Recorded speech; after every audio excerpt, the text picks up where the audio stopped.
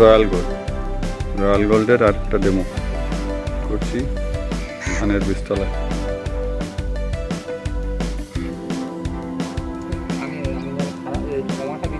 এমনিই ভালো।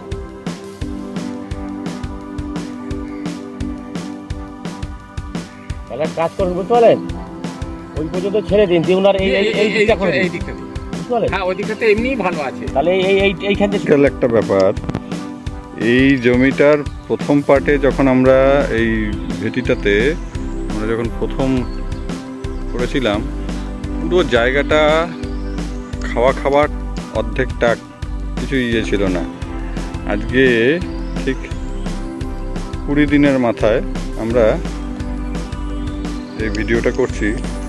দেখুন, যে জায়গাগুলো খোদলা হয়ে টাক পোকার মতো পড়ে গেছিল, সেই জায়গাটা পুরোপুরি কভার হয়ে একদম নতুন চারা বেরিয়ে, এবং চারা বেরিয়েছে শুধু নয়, চারা ভীষণ সতেজ এবং খুব সুন্দর চারা, খুব সুন্দর সতেজ চারা। বাকি জমির সঙ্গে এই এটিটার সবচেয়ে খারাপ অবস্থা ছিল, একদম মানে ডিস্টিংগুইশলি তফাৎ ছিল, পরিষ্কার তফাৎ ছিল। সেইটা পুরোপুরি কভার আপ হয়ে কি সুন্দরভাবে ঢেকে গেছে।